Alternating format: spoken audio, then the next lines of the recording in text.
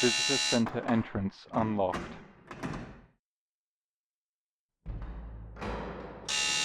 Visitor Center entrance locked.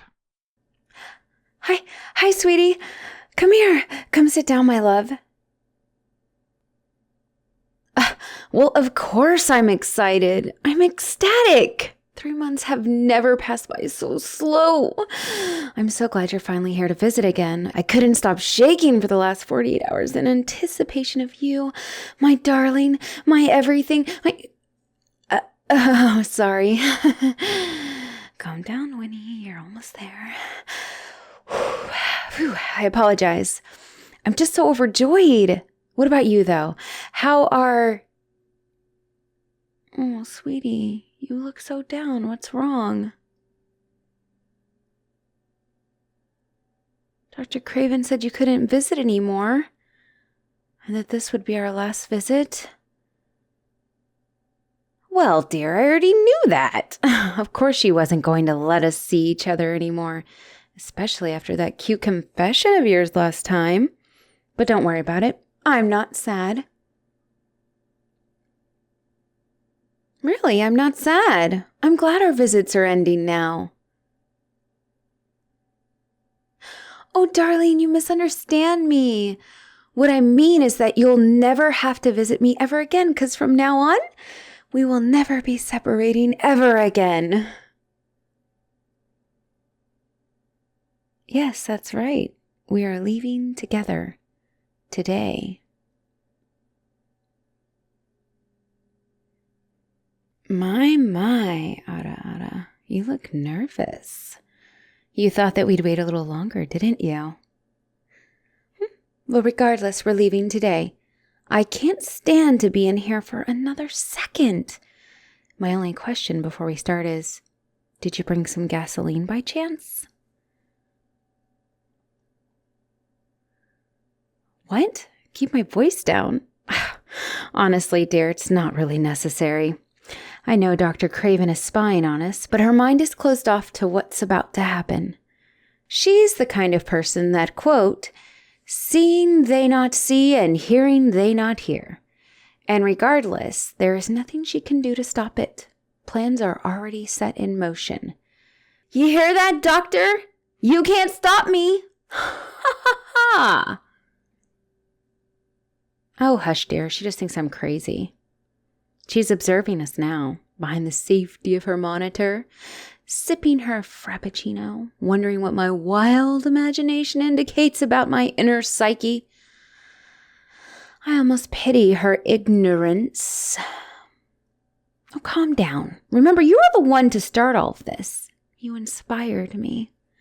What you did impressed me more than that time you escaped from me. I really have to congratulate you. Ingenious. How you managed to embed that small, sharp piece of plastic in the card without Dr. Craven finding it was truly astounding. And you want to know the funny part? At first, I thought the message meant, I love you, RIP, like R.I.P., like, rest in peace. And I was like, that's kind of cryptic. But then I realized you meant rip, as in rip the card. So, even if your code-making skills are not the best, I still got the message. My only regret is having to rip apart your beautiful letter to find the plastic you concealed inside. What's the plan, you ask? Oh, well, you'll see soon enough. I'm sure Dr. Craven is coming now. She's probably fuming mad from what she's heard so far. Here, how about we rile her up even more, shall we? What are we going to do? Don't you worry about it. Just close your eyes.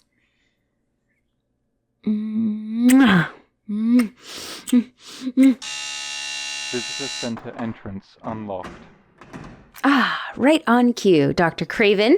Nice of you to come join us. I see you brought Mr. Jorgensen with you. Why don't you both sit down and we can chat together? What's wrong? It was just a kiss. Are you against public displays of affection, Doctor? Over. This isn't over. We just barely got started. Not conducive to my mental health anymore, huh? Well, I guess it just can't be helped. I'll just have to cooperate. Oh dear, I'm stuck. Sorry, I think my straitjacket is just snagged on the side of my chair. Could you unhook it, please, Mr. Jorgensen? Where? Right here, on my left. You don't see it. Well, you didn't see this either. Oh, sorry, Mr. Jorgensen. Your throat seems to have gotten caught on my knife. Could you please remove your throat?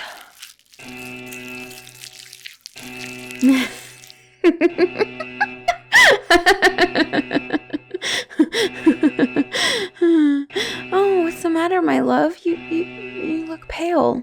You didn't think we were going to escape without a little dead meat, did you? Now then, Dr. Craven, what are you going to do? You think sounding the alarm is going to help you? You'll find that your already sparse security crew is a little bit busy, I'm afraid. Oh, please, doctor, spare me psychological analysis for one day, will ya? What makes you think you can stop me by talking me down?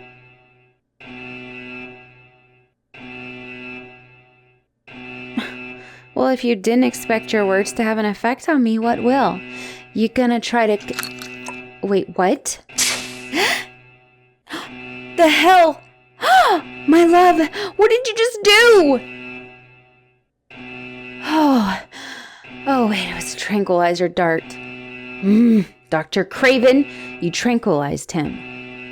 I mean, you're lucky that's all you did, but still, nobody drugs my love but me. Ugh. Ugh.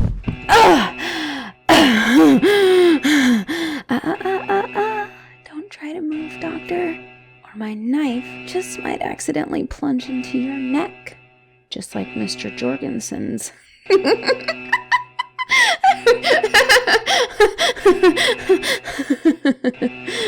You have nobody to blame but yourself. If you hadn't fumbled with getting your next tranq dart loaded, you might have had me. But I do have to give you credit. I didn't see the concealed tranq gun coming. Yet, my love was there to jump in the way and sacrifice themselves for me. Good thing it was a tranq dart instead of a bullet. You'd be dead otherwise.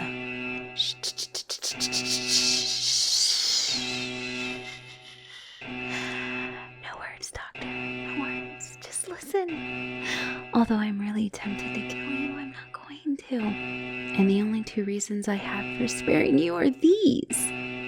One, you allowed me to see my darling every now and then, which I'm sure wouldn't have ever happened if I had been assigned any other psychiatrist. And two, because you're one of the few people who have ever listened to me. You're kind of like the mother I never had, even if you were really self-righteous at times. But still, I thank you for that.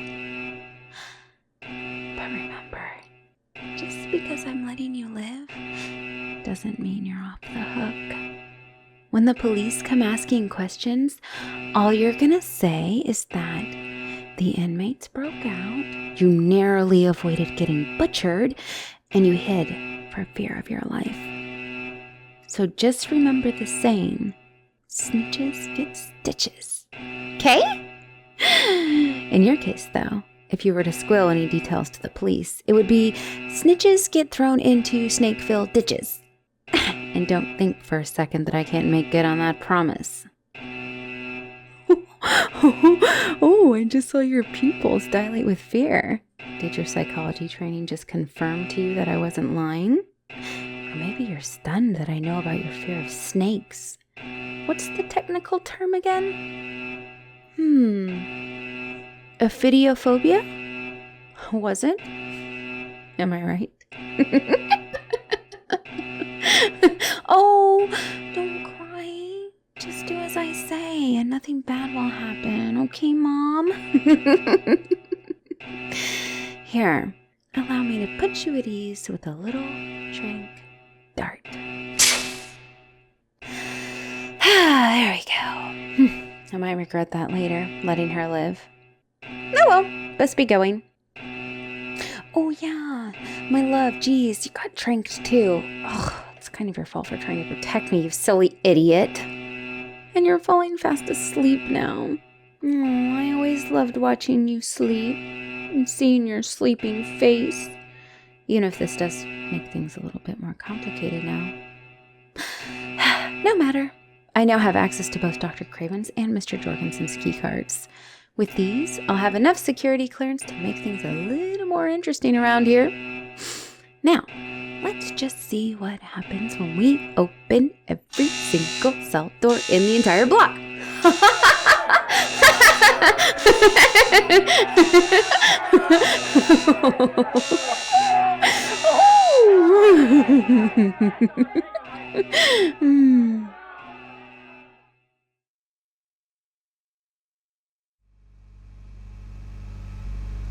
Hey babe, how'd you sleep?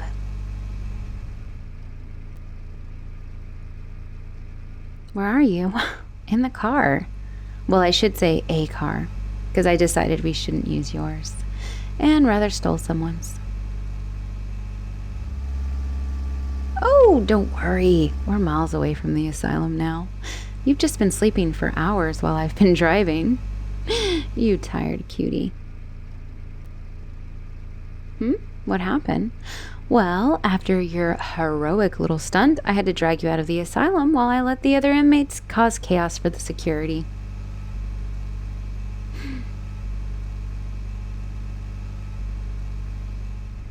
Oh, the straitjacket. Well, I guess I put you in it out of force of habit. I mean, when I was dragging your unconscious body out of the asylum and into this chair, I kind of had this weird deja vu moment. Because it reminded me exactly of the time that I first kidnapped you. So I naturally restrained you using another straitjacket I found, and I almost put you in the trunk too.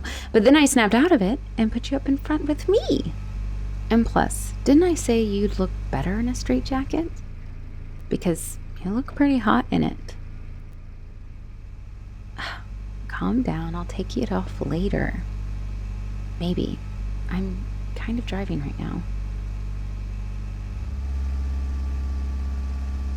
Hey. You're getting too upset.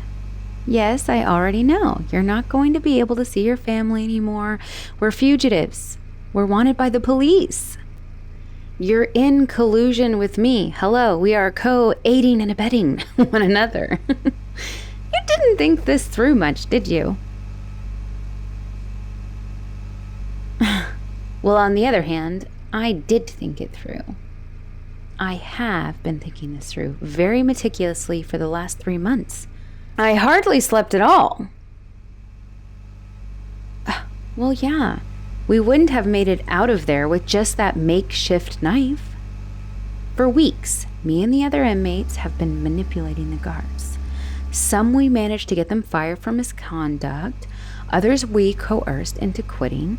And we even got a few to do some little favors. Also that the asylum would become understaffed, thus putting us in an ideal position for escape. A key part of my plan was my friend Ingrid. Remember? The eco-terrorist. She made an amazing distraction for the remaining guards. I'm not going to go into details, but she's pretty damn clever. Anyways, all I had to do was handle Jorgensen and Craven. I knew that taking care of Mr. Jorgensen would be a piece of cake, and I knew that Dr. Craven would carelessly try to face me using the power of her words to convince me to stand down. Yet I wasn't expecting her trank gun. That was a surprise. And I do have to thank you for taking one for me. But at the same time, that was really stupid. I could have dodged it, you know. Ingrid. Oh, I don't know where she is now. I offered her a ride when we were escaping, but she said she would be off better running in the forest with the animals. Because she said she was, quote, the master of camouflage. Oh, yeah, I know, she's crazy. But in the moment, I didn't really care. I just told her, You do you, sister. And that was that.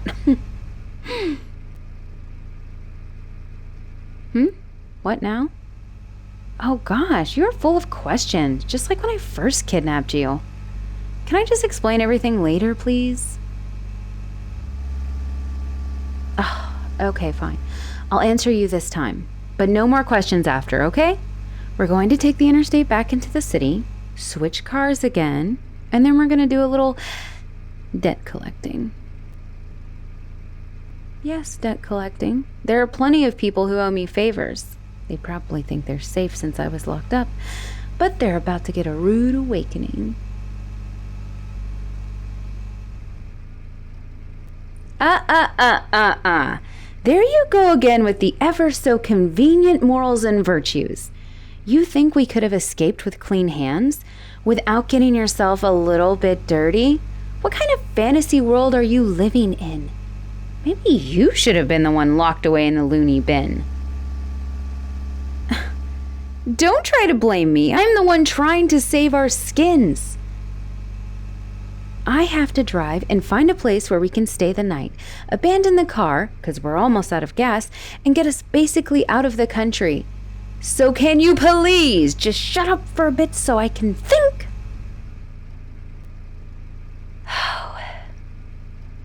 I'm sorry for yelling at you, dear. Let me just stop the car for a moment.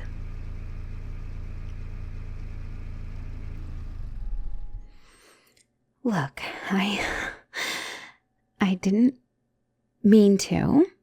I just got mad. It just feels like you're not appreciating all the effort I made so that we could be together. And I know it's not perfect right now, and I kind of have to think on my feet, but this is what you wanted, right? To be with me? You didn't just tell me you liked me still, made a secret message and concealed a really sharp piece of plastic in that letter for nothing, right? Because if you really did it for no reason, or just to amuse yourself, that's really confusing. And you know I don't like to be confused. Or were you trying to test my devotion to you or something? Did you want to see if I could find a way to escape with the bare minimum? Well, I did. Does that prove my love for you now?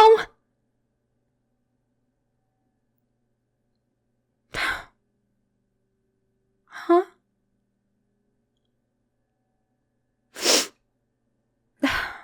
Yeah, I accept your apology. And I understand that you're under a lot of stress too, uprooting your whole life again. But to be fair, it was mostly of your own volition this time. I just need to know one thing. You love me, right?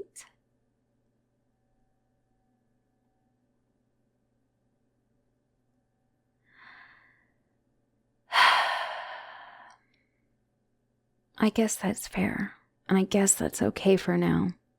You say that you care about me, but there are still issues that need to be worked out. Yeah, understandable. Just know this, though. I will always love you, despite the issues. I literally can't stop loving you. I've tried before, but I always failed. I never could.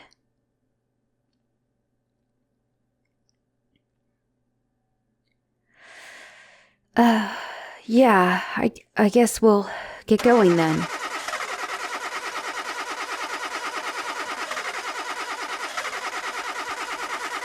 Oh, well, never mind. We're out of gas now. Fantastic. Well, darling, you get your wish. I'm going to take off your straitjacket now, because I'm going to need your help pushing the car into the forest's edge. Yep, let's get out. I'll come open the door for you. Here, just let me get you out of that. And I'll unbuckle the strap in the back. There you go. Your arms are free. You might want to keep the jacket on still. It's kind of cold out here. Yeah, you can start pushing from the back there, and I'll push from the side while steering. Ready? All right, on 3. 1, 2, 3, push.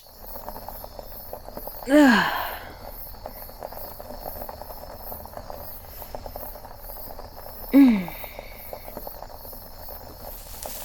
Okay, all right, a little further. Behind these bushes. Oh, that's it. Okay. I'm sorry. I bet this is not how you expected our long-awaited reunion to be like. Pushing a car into some dark woods on a cold winter night. I'm really sorry. Oh, you're just saying that to make me feel better. We've been on plenty of better dates than this.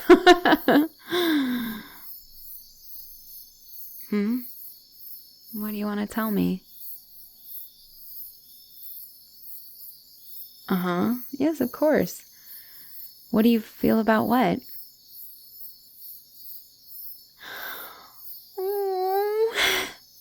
You really mean that? You're gonna stay by my side for better or for worse? That's so sweet. Wait. Whoa, wait a second. Was that like a marriage proposal? It sounded just like the vows couples make when they get married.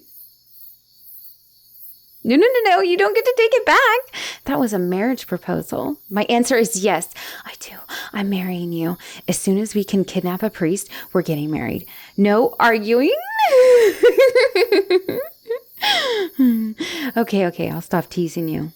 Though I was kind of serious. Oh, goodness, it's chilly out here. Okay, so I know this doesn't sound ideal, but we need to keep going. Yeah, I know you don't want to ditch the car, but we're going to freeze if we stay here with the car. Here, come here, put your arm around me, and I'll put mine around yours. We'll make it there together. If I'm correct, there's an old rundown power plant and some old houses nearby. We can hide out there for the night. Hey, sweetie, I promise I'm going to do everything in my power for us to make it together. Even if the whole world combines against us, we'll be together. Forever. I love you.